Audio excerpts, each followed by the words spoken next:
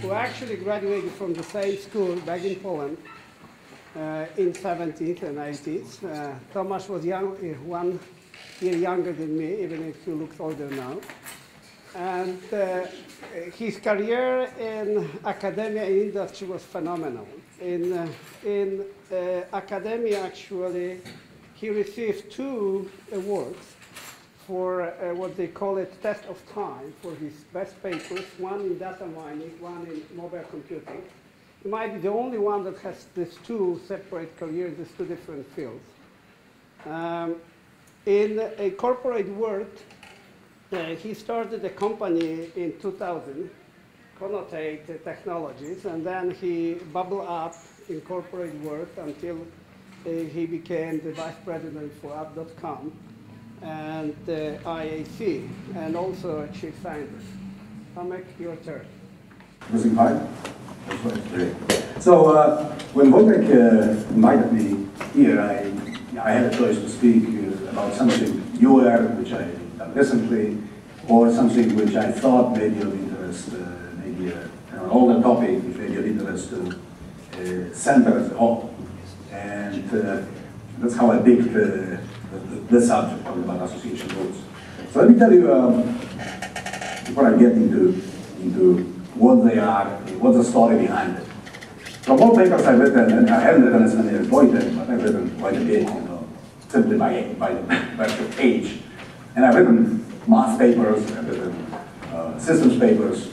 That paper which I wrote with Agrawal and Swami, I never expected this paper to become what it became. In a way, I mean, Rakesh reminds me that I was hesitant about sending it to Sigmod. So I thought there was not enough there, and I actually did some more maths, and I put some more stuff there, and I was still kind of doubtful that it's going to make it, because, you know, papers have to be difficult, and this idea here was resulted from my sabbatical at IBM. I went to IBM Alma in 1991. So I went for sabbatical there. And my collaborator Rakesh was there, just moved from the labs. And we didn't want to do what we were doing until now. We happened to be at a meeting with executives from Safeway. I think that's a supermarket chain, used to be in California. And these guys came to us and they said, you know, we are selling 10,000 items. Milk, bread, sugar, whatever. And we would like to know what goes with what. What people sell with what. I mean, so we said, well, you know, statistics, you know, people do it for years. I mean, do you guys have statistician on staff? They said, yeah, you know, we have, but our point is we want to find something surprising. We don't want to verify hypotheses. So, you know, maybe, you know, milk and bread go together. We would like to be surprised. We would like to discover associations which we didn't think about. So the data which they presented to us was, you know, millions of transactions with very, very wide what is called item set, and it looked like this a little bit, you know. Basically, many more of those items, 10,000, and many more of those transactions, and 0-1 matrix, if you want to call it, 1 signifying that this transaction, this particular basket, had this item. So T1 bought milk and bread, T2 bought beer and bread, you know, etc., etc. And what they wanted us to do is to say, well, you know, what goes with what? So now, of course, I will get to, I don't know how many people heard about beer diaper example, but that's kind of an oxymoron now. Now, there are various theories about it, whether it's even true, whether it's make-up, but it kind of signifies what it is. So nobody would have thought about associating beer and diaper. You know, how many people could buy beer, buy diapers? But it turned out that from the data that actually that happens quite a bit. And the theory behind it, an explanation, was that a man would be sent to a supermarket for to do some grocery shopping by his wife, and he had a small child, and he would buy beer, and then he would pick diapers with beer. And nobody would have thought that these two go together, And how do we find this out without really formulating that conjecture? So the idea was, okay, well, to do that, why don't we generate, and that's where we database people come from. We say, well, we deal with massive amount of data. And at that time, IBM was very much into selling disk space and memory. They said, well, if you generate a lot of data and customers are willing to pay for this, they will buy more disk. So you can populate the disk with tons of data. And if there is something useful there, that's a win for IBM. And we may discover also rules like this. So Wojtek was asking me, what are these association rules? I mean, essentially, they're conditional probabilities or empirically observed in data, just a massive number of them. So in case of beer and diapers, a very simple notation here, which sort of was then replicated through many, many papers. Support of the rule is, how many people buy beer? So is beer often enough bought? So in this case, let's assume it's 5%. It means 5% of customers bought beer. It's probably not true, but let's assume for the sake of example. And now 30% of those who bought beer bought diapers. So if you want to talk in language of probability, that's an a priori probability, and that's a conditional probability of observed conditional probability, right? Because of course immediately, and we will get to it, the question of p-value and significance of that finding comes up. But these are kind of the findings which these guys were interested in. And the task was, after some discussion, we said, well, the task is, we don't know what we are looking for. And that's my understanding of data mining as we introduced it, as opposed to all sorts of machine learning techniques, etc. That's also data mining, but the way we presented it in a bunch of papers was data mining is when you don't know what you're looking for and you hope to find something which surprises you, which was not intended to even be there. So the task is find all association rules that satisfy some user-specified minimum support and minimum confidence constraints. So other terms, market basket analysis, again, looking at baskets of goods, and I'm going to talk about it, how many different areas it was applied to, what a basket is. Could be a basket of stocks, could be a basket of goods, could be a basket of pages, which people visit on the website, and people done all this work over the last 18 years, and I'm just going to touch on this. Another one is frequent item sets. That's what are these combinations of item sets which are frequent in a database are called, or frequent patterns.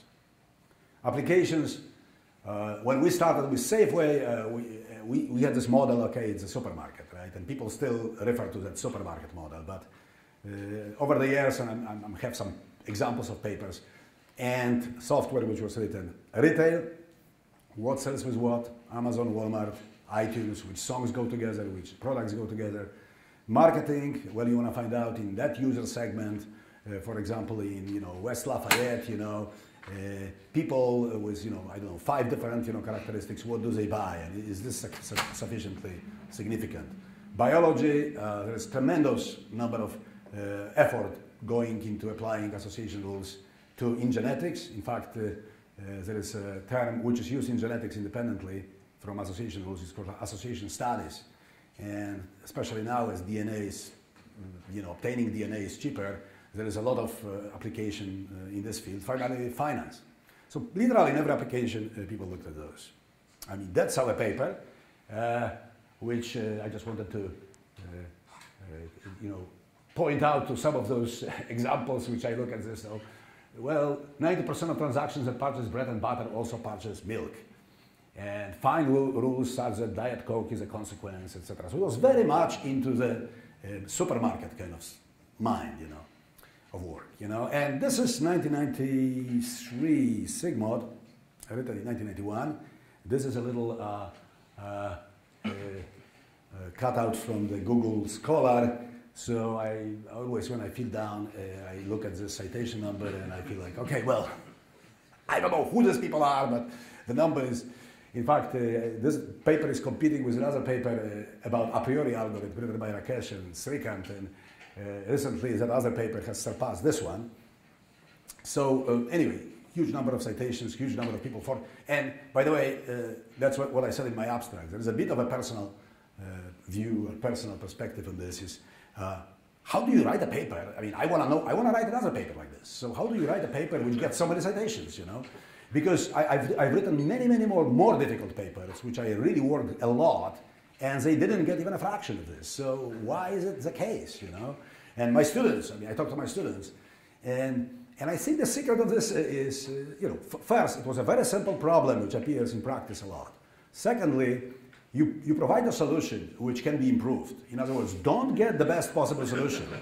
If you have an optimal solution, somebody told me, that's an ending paper. That's an area ending paper. You know, like theory papers, something, it's impossible. Okay, well, it's impossible. So who's going to refer? Well, somebody will say, I tried to do it, but the guy said it's impossible. Right? So in our case, we had a first algorithm, which was easily beaten immediately in a year by another algorithm, and then by another algorithm, and by another algorithm. And everybody was like, well, it beats AIS by factors of 3. Okay, fine, you know, but so that was kind of a give for others a chance, you know, to do it. But another one is, I think that model kind of applied to many different models. This was another paper which I want to point out to, which we've written subsequently a year from then, and what we call the term database perspective or performance perspective on data mining. And I want to really convey it to your center, to you guys, that, well, you know, you run decision tree algorithm, you run clustering, it's data mining, right?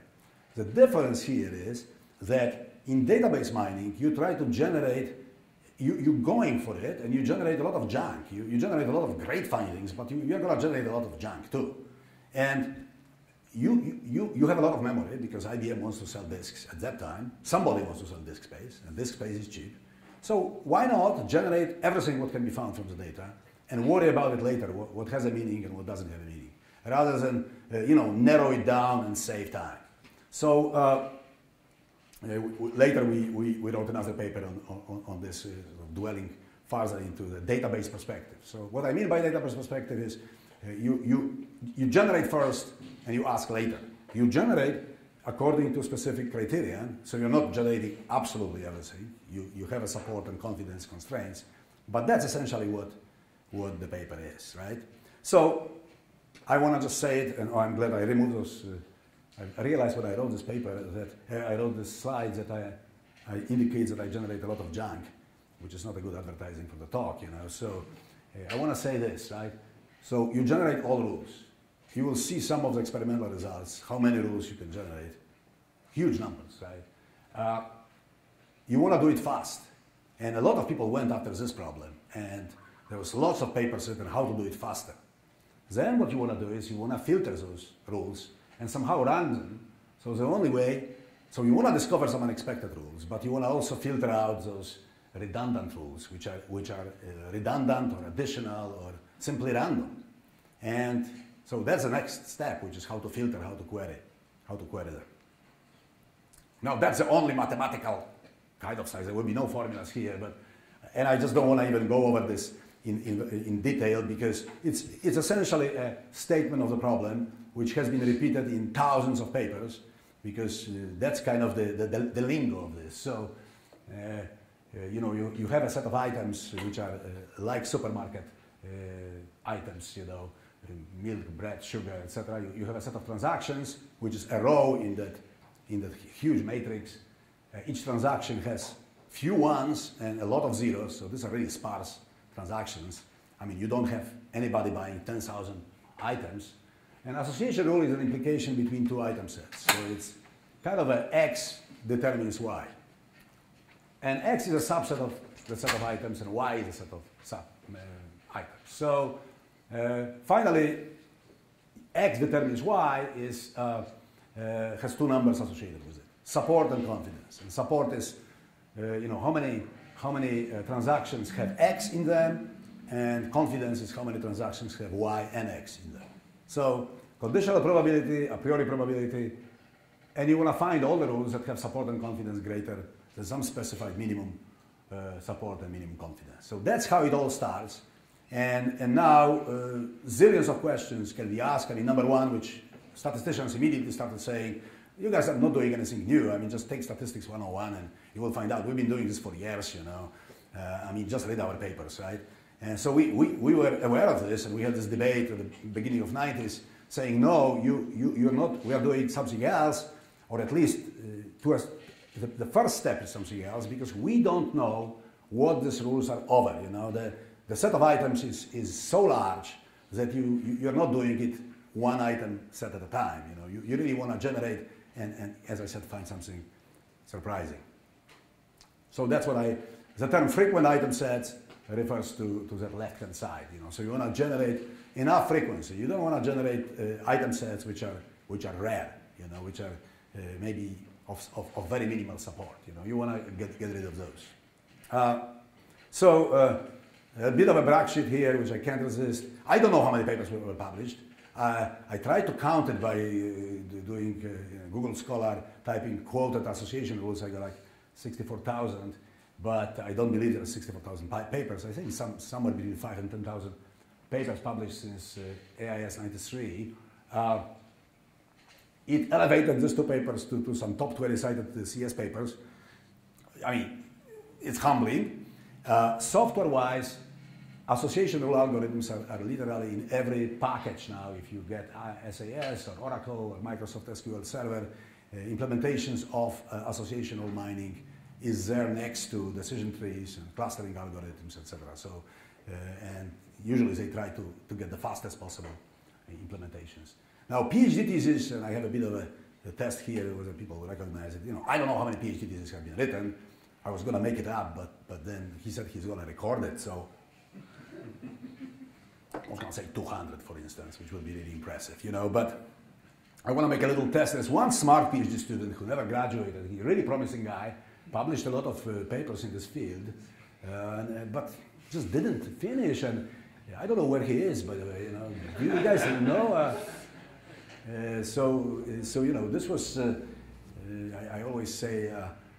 At a conference, I met Sergey a couple of times, and he was like asking for my time, you know, to talk about association rules.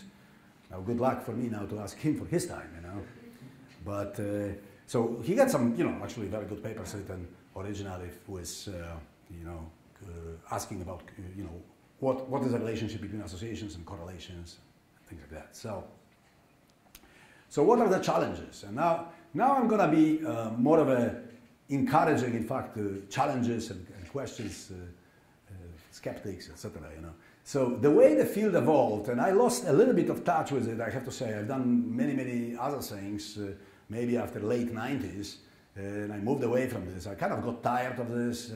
I kept getting papers to review, and I was like, you know, another paper about association rules. I don't want to read it, and you know, someone improved some other algorithm, and but now I came back to it, and I'll explain why. One of the reasons was I was going to give this talk, right? So you know my overview here is imprecise, you know, because I kind of spent my time looking through those, you know, thousands of publications and kind of trying to categorize them. But clearly there was a great affection with speed. How fast can you generate all association rules given support and given confidence, and how quickly you can take an item set, and how much time does it take, you know. So and then there was less effort on meaning. Which rules are meaningful? There is a lot of random rules and redundant rules, and I'm sure, at least when I spoke with Wojtek, that's what interests of statisticians and not only statisticians. It's like, what is the meaning? You know, I can give you all this set, and so what, right? So report cards so far, I think on speed, I mean, amazing job has been done by a lot of people. Improvements are, you know, order of magnitude better. There's a bunch of ruling algorithms. So I would give speed A-, and the only reason I give A- is that those algorithms don't scale, as you can imagine, right? They don't scale very well with the number of items. So if I'm beginning to look at much wider data sets, like we have today, for instance, in genetics and in biology, then these algorithms will have problems with this.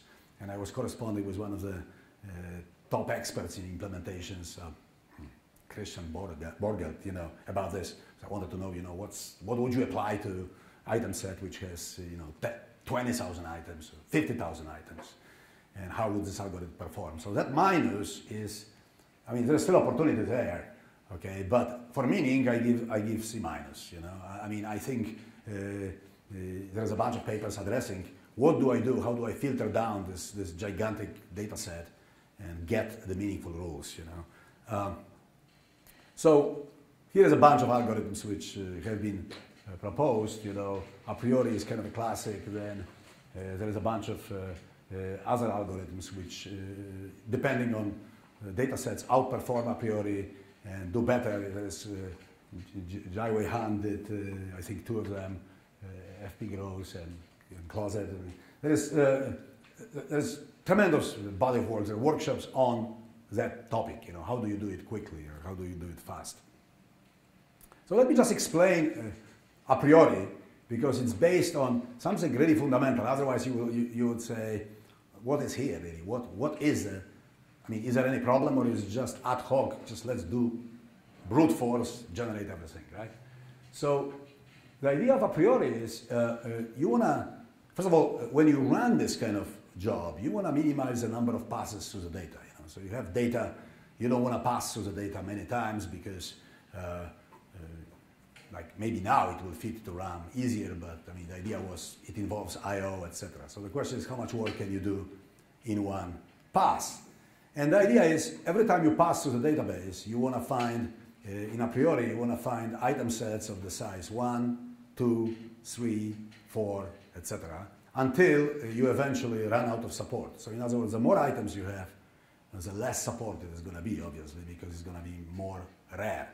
So if you have 10 items, you probably run out of support. You know. So what's the key idea here? The key idea of a priori is that you don't really have to look at item sets of the length k if every subset of that item set is already infrequent. So in other words, if I'm looking at a combination of 4 items, but every combination of 3 items, from this 4 is already rare, then there is no way that 4 items are going to be frequent if all of the subsets are rare. So don't waste your time counting. And that's the whole idea here, which is challenging, is how do you avoid counting when you know you're going to fail? And how do you avoid, otherwise it's an exponential problem, you know, because you have to count all subsets. So you have 10,000 item sets, well, you can take 2 to the 10,000 subsets and say, is it frequent or not? So obviously you want to avoid this. So, so the way a priori operated was, in every step you will generate item sets of a given length, so let's say of 2, and then you would select only candidates of the size 3 which you really want to look at. So, and that's probably the only semi-technical point here, because I didn't want to really go, there's a lot of technical points here which can fill a lot of talks, but the idea was, okay, so L sub k is all frequent item sets of the size k, which you already generated. And now Ck plus 1 is the set of candidate sets which you want to examine for next lengths, for the longer combination. And the simple observation is, if you have L sub k, you can form from L3, you know, kind of candidate set C4 in the following way. You know, if you see 1 to 3 and 1 to 4, look at this first 2, right?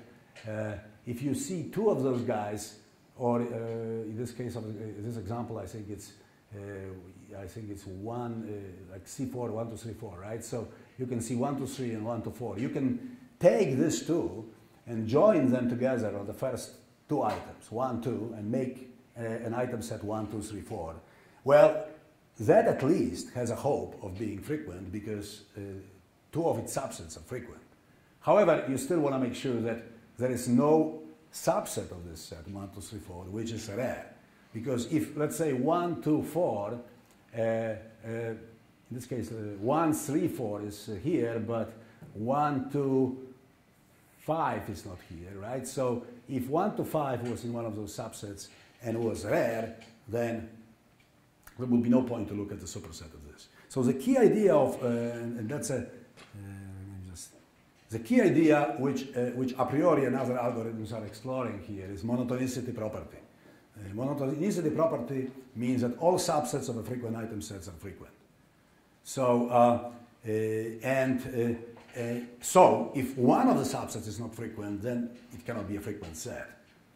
So again, a very simple heuristic, right? Because you say, well, you know, it's very strong. I mean, if you look at from the kind of topological perspective, every subset has to satisfy the criterion in order for a set to be there. It's a very strong, and a priori provided amazing speed up comparing to the first algorithm we proposed because of that observation. It was kind of surprising, but you know, that, okay, well, if you want to look at the subsets of the size 4, how many are you not going to even look at, because some subset is rare.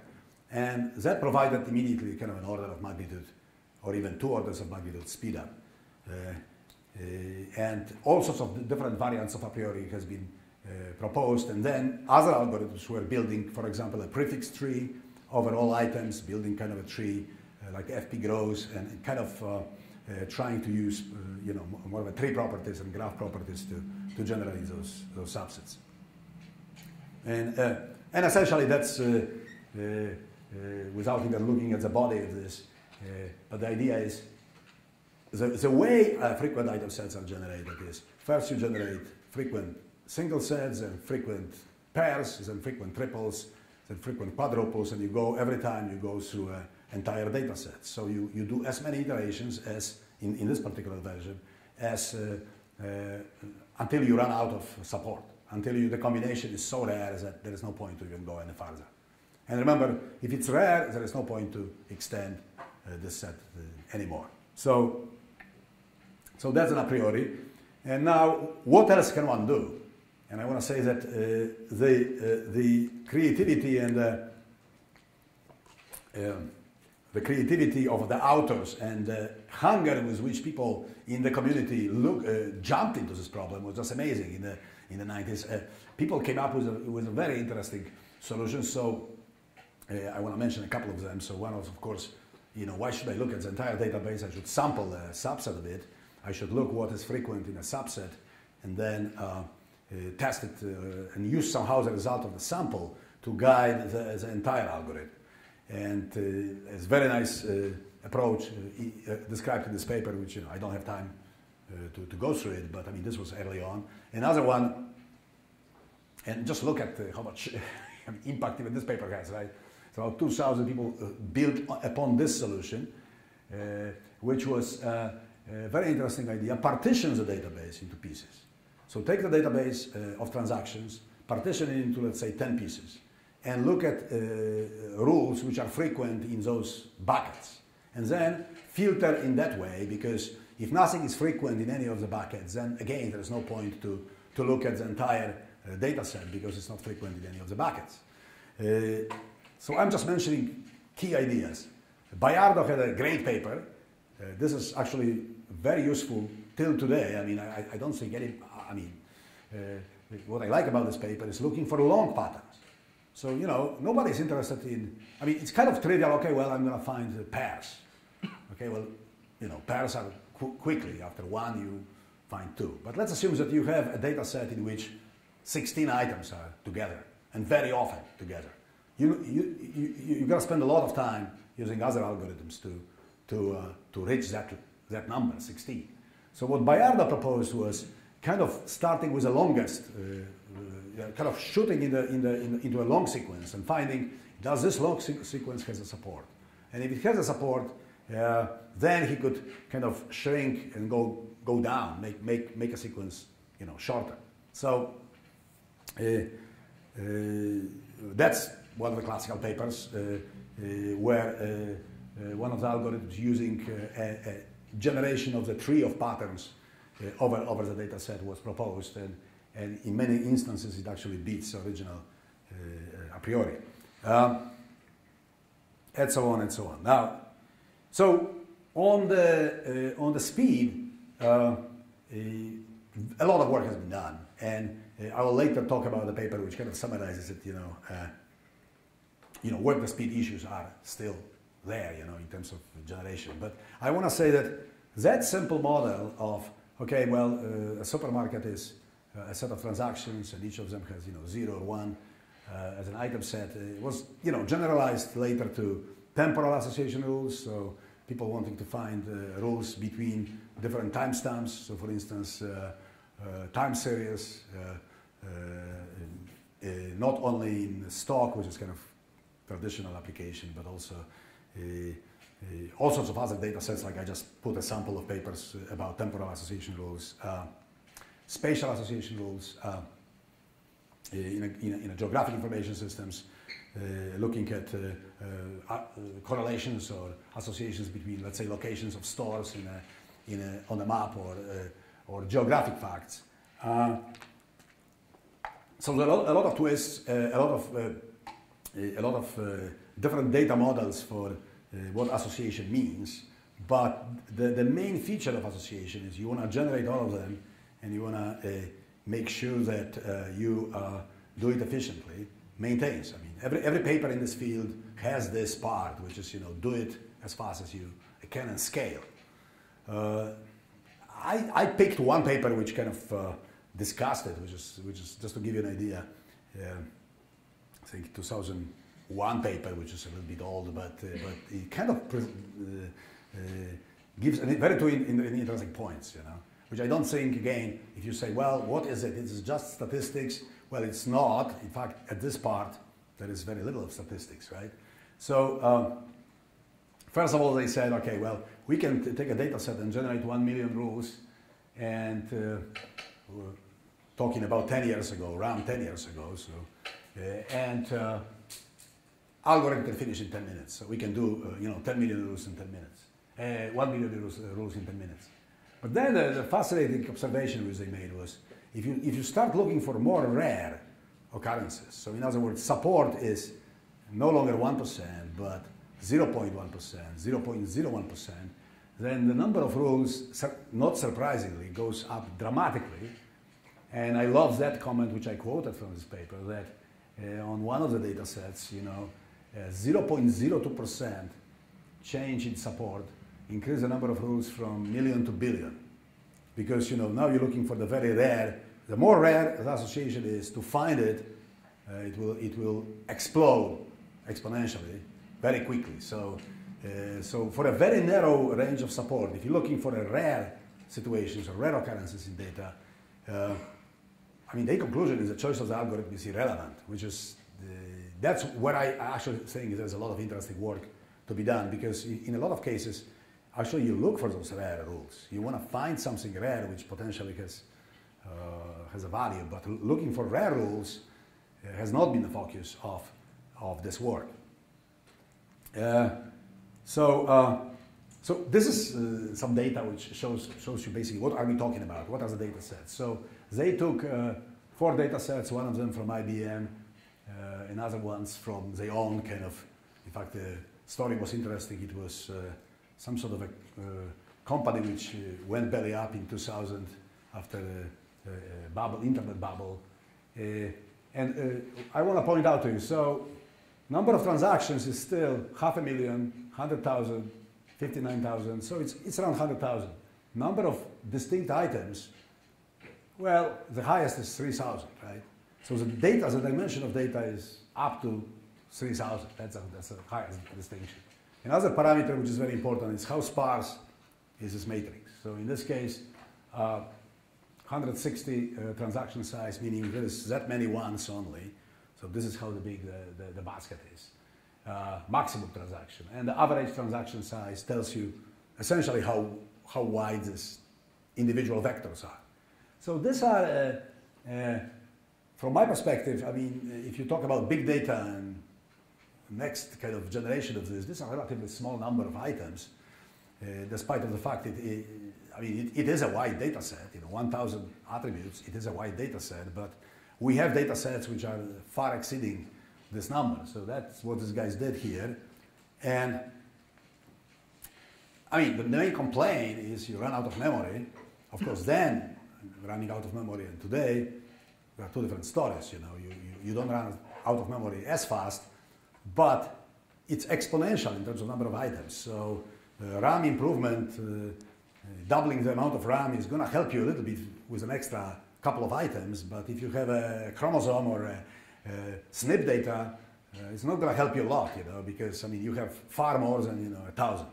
So, and this is like, I just copied this table from the paper because it gives you an idea, you know, what kind of numbers are we dealing with here. So, they took one of the data sets, and with a minimum support of 1%, they only generated 2,000 rules. Okay, and forget about the last column. I don't have time to explain what it is. It's one of the key notions in transaction processing. And length of the longest frequent item set, 2. Because, you know, 1% is pretty high. You know, so you get a reasonable number of rules. I mean, argument would be, maybe if you present it to a business decider maker, you know, 2,000 you can sort or whatever, and you can probably handle. You know, also it is a lot of work already, right? But now look, with the same data set and with the support becoming 1%, how this number of frequent item sets and the number of association rules grows, right? So you get 215 million rules, right? And you get 31 million frequent item sets. So now you have the set. And my argument in the 90s when I would go to these conferences would be, okay, so you got it faster than this other guy. You got it, you made it in 46 minutes and he did it in 21 minutes. Now you have 214 million rules. What are you going to do with it? You know, how are you going to present it in any way to the decision makers so they can make sense out of it? The key is, the good news about this is you're not missing anything. I mean, remember, you request a support, and by the way, confidence here I think was, I don't remember what they mentioned, how strong the rules should be, but you generated absolutely all rules in that data set out of 3,000 item sets with a 0.01% support. So you have the completeness.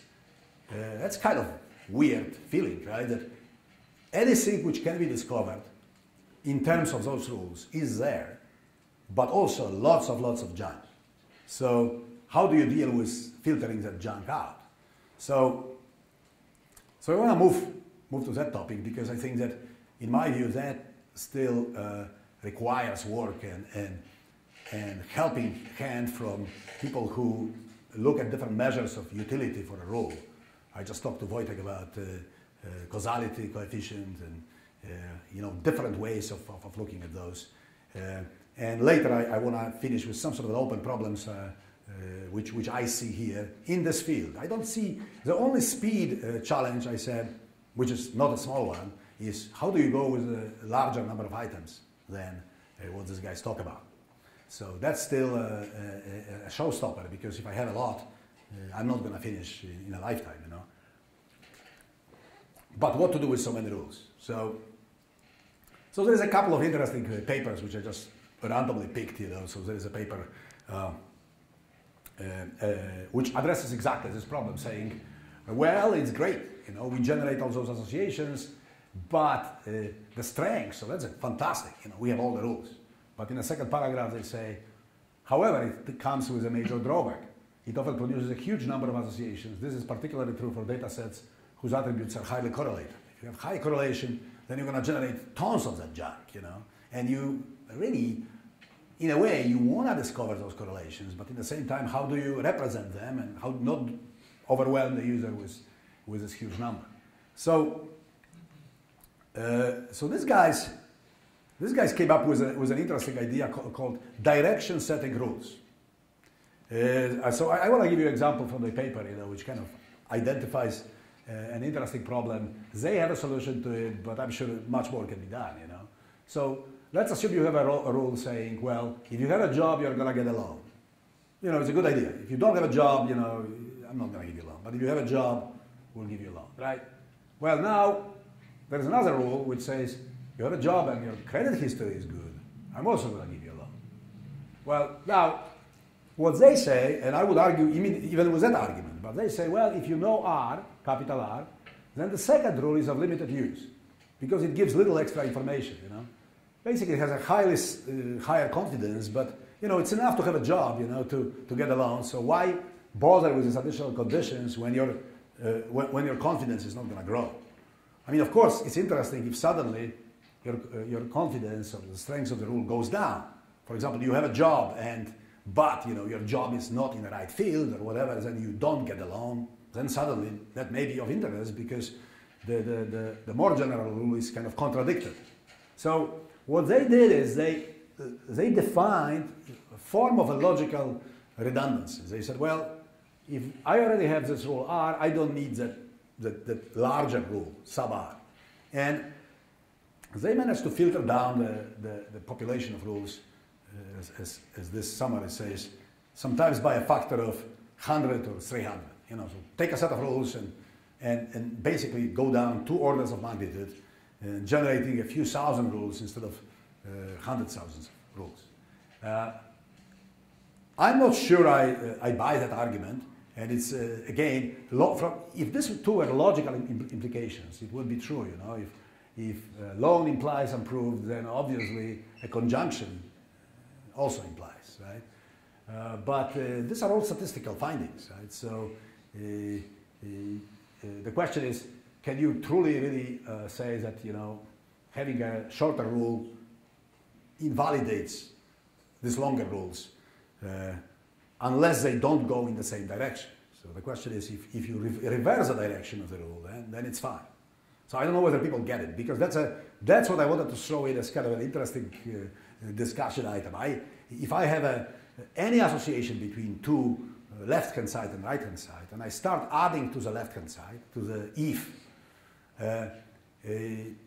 it goes in the same direction, if it's still associated, then I'm gonna say, okay, well, you're just telling me what I already know. If it goes opposite directions, then I should say, okay, well, I'm gonna start from here. So as I said, well, maybe a computer job is gonna get you a job, but you know, a job in a library is not gonna get you a loan, you know, or maybe a well-paid job is gonna get you a loan, and a not well-paid job is not gonna get you a loan. So that other rule would be of interest. So you could filter out those rules which are going in the same direction. So another paper which kind of addressed, you know, what do we do with so many rules, but by Megiddo and Strickland was one of the earliest papers and what these guys did, and again, I just want to summarize. They looked at p-values. They said, okay, guys, we are generating those rules like as if we just invented them, but every rule is, you know, 2 by 2 chi-square experiment, you know, and every rule can be looked from the p-value point of view. And now, but you know, we gotta correct it because we are generating so many of those rules.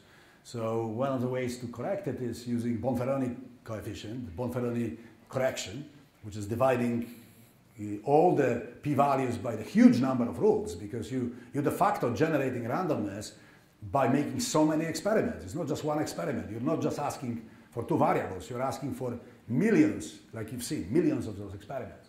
So they took acceptable p-values of, I think, 5%. They said, you know, if something is less than 5, 0.05, it's an acceptable rule. But then they divided it by 10 to the 7, let's say. So they were getting p-values of the order of 10 to the minus 9. Okay, and the conclusion was, which again is kind of like bizarre. You know, I was expecting, the conclusion is that, you know, 99.9% of rules are random, right?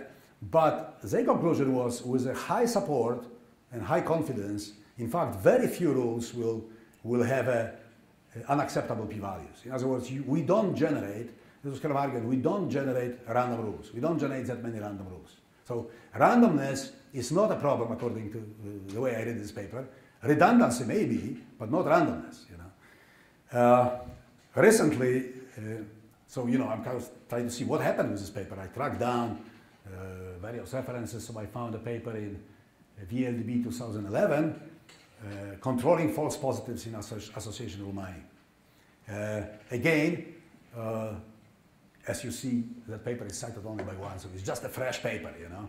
Fresh off the press, made it to the best conference in databases. Very nice paper, which says the same problem. It's saying, like, how do I get rid of false positives? And they proposed several methods which are computationally very expensive. It's a very nice opening paper. So, you know, permutation, permuting the different, in many different ways, just to see whether rules survive permutation. Dividing, you know, doing cross-validation, and basically verifying those rules where they're correct. their argument is that every time you do that, you increase tremendously computational needs.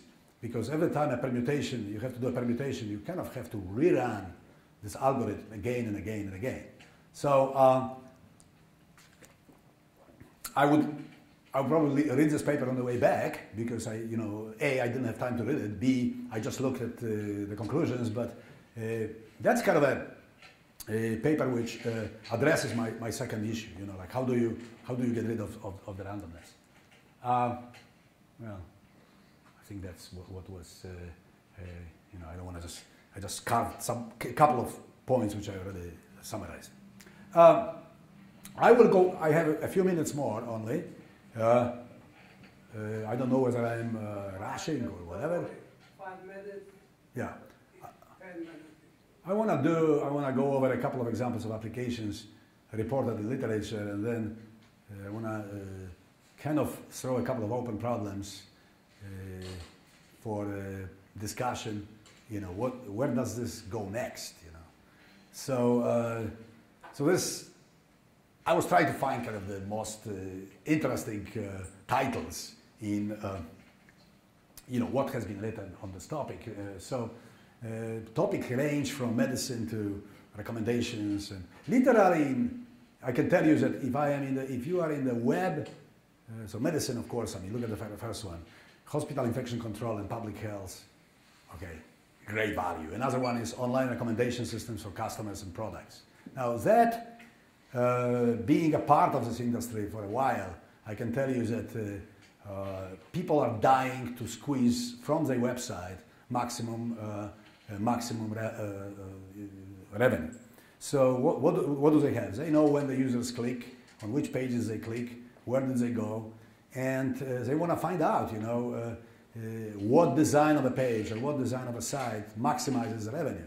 So, but again, they don't know which variables matter. For instance, there's a lot of variables which deal just with the placement of an ad on the page. In fact, recently, I've seen that interview with Marissa Mayer, who became a CEO of Yahoo, and I was kind of reading that one of the countless experiments which she did was how big is an empty space between Google search box and the first result. And she ran, with real users, thousands of experiments looking at the distance and trying to see how does it influence the revenue. And it's amazing. You read it and you think, kind of pointless. Seems to be pointless, but it's not, So you want to discover this kind of rules, which will generate maximum revenue. And one of the main algorithms are association rules, because you want to find those probabilities there. Genetics, there is a lot of work. Suffering, in my view, so I've tried to do it about 10 years ago with geneticists, and one of the main points was, again, you generate a lot of extra rules which you want to filter out, because you don't want to present to geneticists 10,000 rules. They don't have time to look at and verify how biologically justified these rules are. So I want to find one which kind of puzzles me. Tons of those, recommendation systems, personalized English learning recommender system for ESL students, mining image datasets using perceptual association rules. So there's zillions of directions, right? Oh, that was a great product in the late 90s, IBM.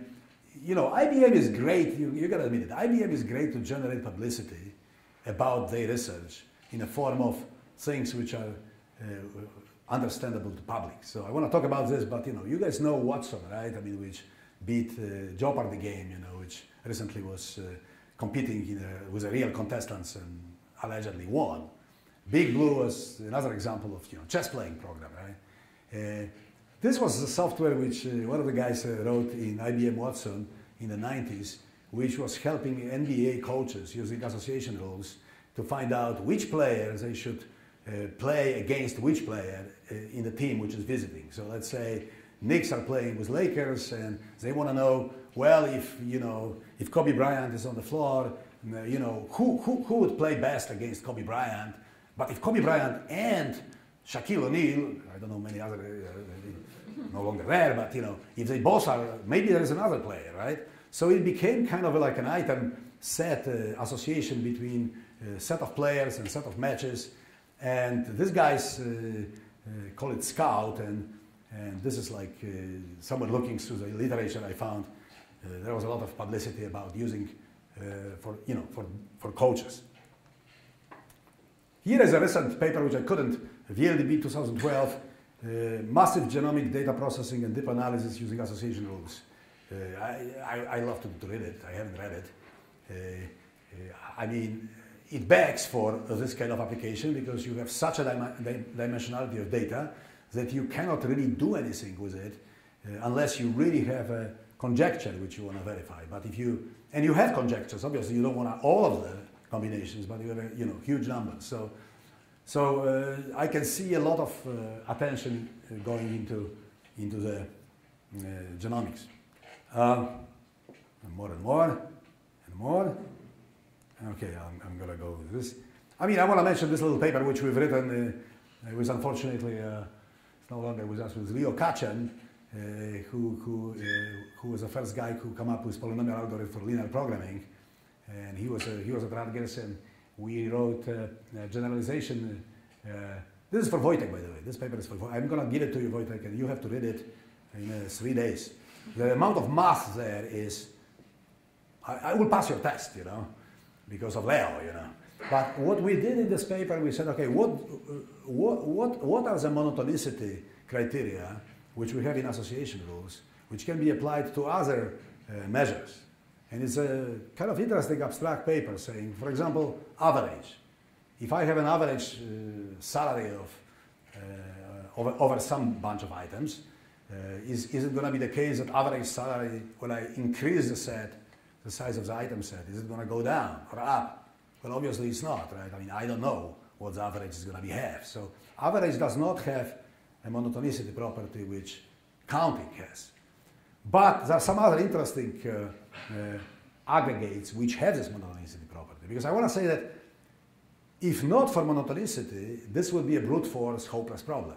But because you have this nice monotone properties, that the bigger the item set, the less frequent the set is, you want to know what else behaves like this. So obviously, you know, the math made it a little bit difficult to read. So, you know, there's less impact, whatever references here. So, okay. So let me talk about open problems. Like now, as I thought about this, again from perspective of not really looking at this work. So, well, I spent some time in the search engines. So I worked for 5 years at ask.com, looking at among other problems, ranking issues. And I would say it's kind of a ranking problem. Like if I give you now, if I generate all those rules, how do I rank them? How do I say what are the best rules, what are the weakest rules? And you know, one idea is, well, you rank them by support and confidence. But it very much depends, right, on other factors like a p-value, right? But is a p-value defined the way which I mentioned before, Strickland and Megiddo defined, which is do a chi-square p-value and divide it by the number of rules? Is that the right p-value to deal with here? Another one is, given a set of rules, can I, like if this was a logical set of rules, I can take a subset of them and say, well, that, you know, I don't need these other rules. They're implied, right? So what is a kernel? You know, what is the subset which is implying everything else? So I don't have to have, you know, everything else there. I don't know whether anybody looked at that problem. For information theories, I would say, how much information does the set of transaction have? So in other words, is this, and I wouldn't say how much information, is this interesting set? So if I give you, so I'll give you an example. If I generate the transaction set randomly, independently, everything is independent, right? I generate it just off the random number generator. I mean, I would not consider it interesting because there's nothing there which violates, which is not just an independent combination of things, right? So, so is there a measure which I can just look at the data set and say, well, you know what, it's worth mining it. You know, there is something there without actually generating all the rules. Is the set interesting? If I give you two subsets of the set of rules, what is the mutual information between rules R and rules S? In other words, if I tell you a set of rules and I tell you another set of rules S, am I, adding something, or am I just repeating what I just said? Again, pretty fundamental question. I haven't seen. I've seen there is one paper which I kind of again spotted 2012, which I will just get into. Another one which is really a big problem is, suppose I have some rule which I'm looking for in the data, but it involves some hidden variables which are not in the data set. So in other words, I have a rule of the form R union S determines T, but items S are not even in the set. So in other words, I don't even know what they are. It's a hidden variable, right? Can I discover this rule by just discovering a smaller rule which with available items or available attributes? And my favorite example I mentioned to Mike. I read this. Let me just go. I read this book recently, not in detail, with an incredibly provocative title: "More Guns, Less Crime."